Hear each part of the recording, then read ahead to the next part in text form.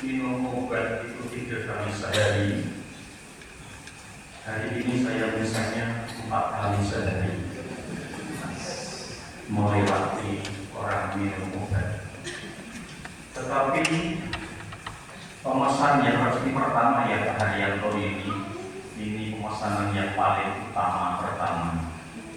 Setelah itu ada pesan lain. Tadi pagi saya jam 8 misa di Lepu untuk Natalan PAUD dan pemerintah di PAUD. Jam 1 misa di Kelakar, ulang tahun perkawinan. Jam 4 tadi misa di Kumpang, misa memulai. Nah, ini yang terakhir kali. Hari ini moga-moga Gusti tetap hari ini sehat. Amin. Kalau kita ini mempersembahkan bagi para yang saudara kita sudah berpulang, pasti beliau yang ada di surga sana akan mendoakan kita semua. Amin. Yang kedua, hari ini hari Oktav Paskahiyah Natal yang ke-6. Saya kutipkan dari bacaan Injil hari ini. Yang kisahnya amat indah. Tadi kita mendengarkan kisah tentang seorang nabi perempuan atau nabiah yang bernama Hana. Di dalam kitab suci itu tersebut ada sejumlah nabi perempuan, kalau tidak salah 5 atau 6. Salah satunya adalah Nabi Hana atau Nabiah Hana. Yang pantas untuk kita teladan sikap yang ia buat, yang ia lakukan sebagai orang beriman, dan tentu ini nanti akan sangat berkaitan dengan tujuan kita pada malam hari ini ketika keluarga Bapak Albertus Dwi Edi Suseno dan Ibu Lucia Supriyati mengenang dan mengirim doa kasih bagi anak terkasih Katarina di Ningtyas. Hana disebutkan tadi, dia adalah putri dari Fanuel, dari suku Asher, salah satu suku di Israel. Ia pernah menikah, memang suaminya tidak tersebut di dalam kitab suci, dan ia hidup bersama suaminya 7 tahun lamanya. Lalu di tahun yang ke-7 suaminya itu dipanggil Tuhan. Dan sejak itu Hana tidak pernah menikah. Dan tadi usianya dikatakan 84 tahun. Apa yang dia lakukan? Dia setiap hari berdoa, berpuasa, dan bermati raga di Bait Allah. Bait Allah adalah tempat pusat ibadat orang Yahudi. Kita belajar tentang ketekunan dan kesetiaan dari Hana. Apa yang bisa kita petik?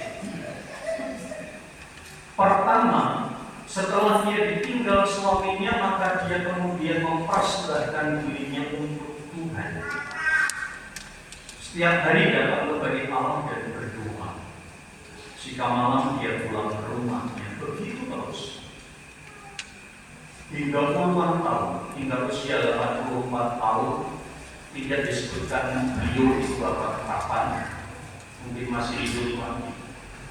Dan buah dari ketekunannya adalah dia diperkenankan menyaksikan dan menjumpai anak Allah, Mesias, yakni Tuhan Yesus, yang waktu itu dipersembahkan oleh kedua orang tuanya di Bait Allah.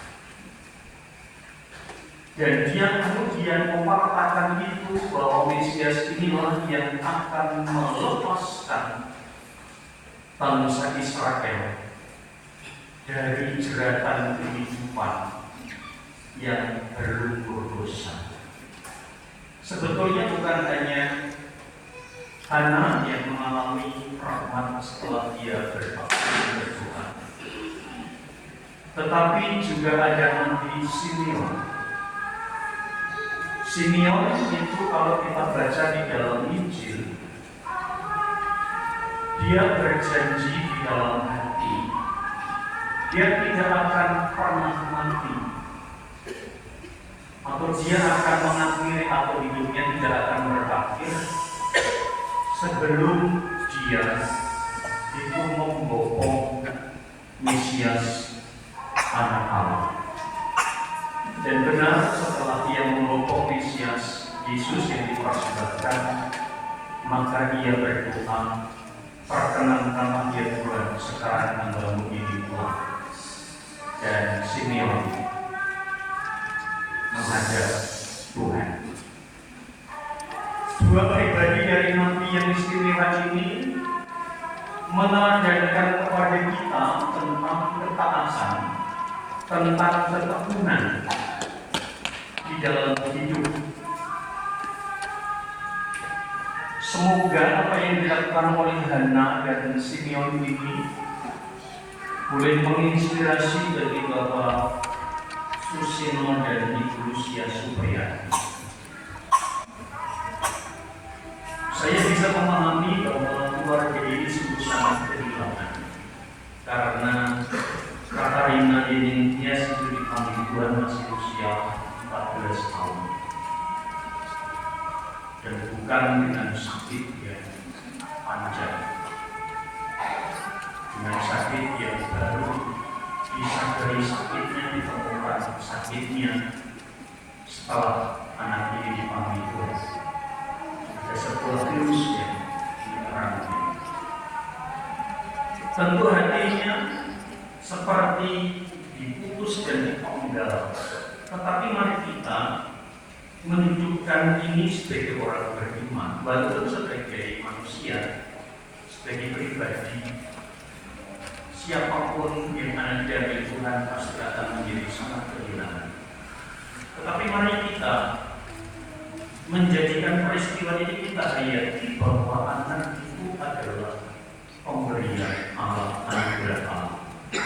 Dua hati dari Tuhan yang dianugerahkan keluarga, dan keluarga mendapatkan tugas untuk merawatnya dan menjaganya.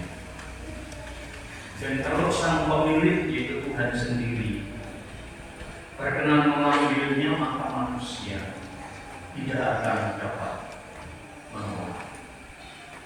Tadi sebelum misa saya berjumpa dengan Ibu dan Bapak, sempat sharing di ruang hidup yang Bapak Ibu rasakan memang berat, tetapi sebetulnya ada juga yang lebih berat lagi. Kalau Pak Seno dan Supriyadi, Tuhan memberikan anugerah anak 3, diambil 1 masih 2. Ada seorang bapak, ibu, dia anaknya tunggal, sedang kuliah di waktu itu STK, Sekolah Tinggi Kaptetik di Kota Baru. Dia adalah seorang aktivis, waktu itu namanya Menba, Resimen Mahasiswa. Waktu itu bertugas mendampingi mahasiswa yang baru untuk mahasiswa yang di dulu namanya di Konco atau apa, dan harus pergi ke mendaki ke Gunung Merapi. Singkat cerita, sang Menba, sang cowok ini dipanggil Tuhan. Bapak Ibu bisa merasakan anak satu-satunya dipanggil Tuhan. Saya mau mengatakan bahwa apa yang dirasakan di keluarga ini memang betul-betul seperti Tuhan itu mengutus. Tapi ada orang yang lebih lagi sebetulnya merasakannya. Anak tunggalnya diambil Tuhan. Dan hidupnya seakan-akan tidak berguna lagi. Untuk apa saya kerja? Wong yang saya carikan anak saya itu sudah diambil Tuhan. Hidupnya seperti tadi, kemudian tidak terarah. Tetapi pada akhirnya, setelah pelan-pelan kita dampingi sebagai roh Pauli, pada ujung akhirnya sampai kepada titik, ya, dia itu milik Tuhan. Dan dia di sana dijaga oleh Tuhan sendiri, dan dia akan menjadi pendoa bagi keluarganya, bagi orang tuanya.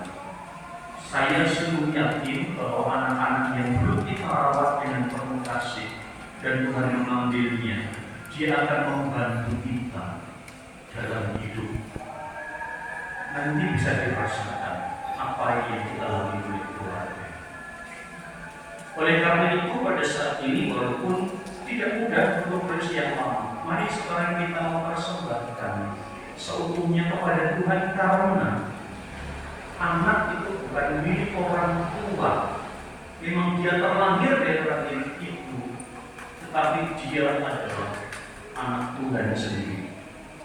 Bersyukurlah bahwa sudah boleh merawatnya dengan baik, dan pasti Tuhan akan memperhitungkan kebaikan dari orang tua terhadap anak miliknya yang dititipkan kepada keluarga. Mari kita tetap bertekun dan setia, bertekun untuk tetap percaya kepada Tuhan, dan setia ketika apa yang menjadi diberikan kepada kita dan Tuhan mengambilnya, kita persembahkan seutuhnya kepada Tuhan. Ini adalah cara agar anak kita, saudara kita yang berpulang, sungguh mengalami damai abadi di sana. Dan kita yakini akan menjadi pendoa, menjadi malaikat bagi keluarga dengan doa-doanya. Bapak Ibu Saudaraku yang terkasih, firman saya inilah yang pantas untuk kita renungkan di saat ini. Sembari kita mengenangkan anak kekasih Katarina Wininias, mari kita meneguhkan hati bahwa siapapun dari kita suatu ketika akan dipisahkan dengan anak kita, dipisahkan dengan orang tua kita, dipisahkan dengan pasangan hidup kita, karena kita akan mungkin hidup selamanya di dunia. Memang kalau kita pikir, kita bayangkan hal itu sepertinya ya memang harus begitu kan, orang hidup nanti kalau sudah tua akan meninggal. Itu sebetulnya kita sudah paham. Tapi ya karena ketidakberdayaan dan kelemahan manusia kita, karena kita tidak sampai kepada pemahaman itu, maunya ya mau jangan sekarang, mau besok, atau besoknya lagi. Kok jangan anak saya, ya anak soko, orang lain. Maka mari kita bersyukur untuk Ibu Rusia dan Bapak Suseno telah boleh merawat dan mencintai anak penjenengan Katarina Wininias selama 14 tahun. Apa yang penjenengan berikan bukanlah sia-sia, itu adalah persembahan cinta untuk Tuhan. Dan saya rasa dari kediamannya di dalam surga abadi, anak kita ini akan berterima kasih kepada keluarga, kepada orang tua, kepada anak-anaknya yang ketika saudara kita ini sakit, ketika itu bersama-sama dengan keluarga memperhatikannya, mengasihi. Bagi kita manusia yang beriman, tidak ada kata sia-sia untuk sebuah perbuatan baik. Apa yang kita tabulkan, yang kita berikan untuk anak kita, untuk siapapun, pasti Tuhan tidak akan mengabaikan. Mari kita menjadi hana-hana di masa ini, menjadi simbol di masa ini, agar kita sudah boleh menyambut Yesus yang baru saja kita rayakan kelahirannya di hati kita, Sang Raja Damai, dan semoga hati kita pun juga semakin menjadi damai, dan kita pun juga bisa menjadi bawa damai kepada sesama kita dengan kebaikan-kebaikan dan keutamaan kita, sambil berproses akan kemanusiaan kita. Semoga nantinya kita bisa sampai kepada penghayatan rohani bahwa anak kita akan diambil untuk dilenyapkan, tetapi diambil untuk ditempatkan di dalam kediaman abadi bersama Tuhan. Tuhan lebih mencintai anak menjadikan daripada kita yang kita rasakan sangat mengasihinya. Dan di dalam lindungan Tuhan, di dalam perlindungan Tuhan, di dalam penjagaan Tuhan, siapapun apalagi tidak terpulang akan mengalami damai abadi di sana. Semoga menemukan kita semua, semoga juga membuat kita siapapun untuk siap sedia tetap taat dan tekun menjalani kehidupan dan juga menjalani peristiwa-peristiwa apapun. Yang terpenting mari kita berikan kebaikan dan jangan jauh dari kebaikan untuk kehidupan kita. Kemuliaan kepada Bapa dan Putra dan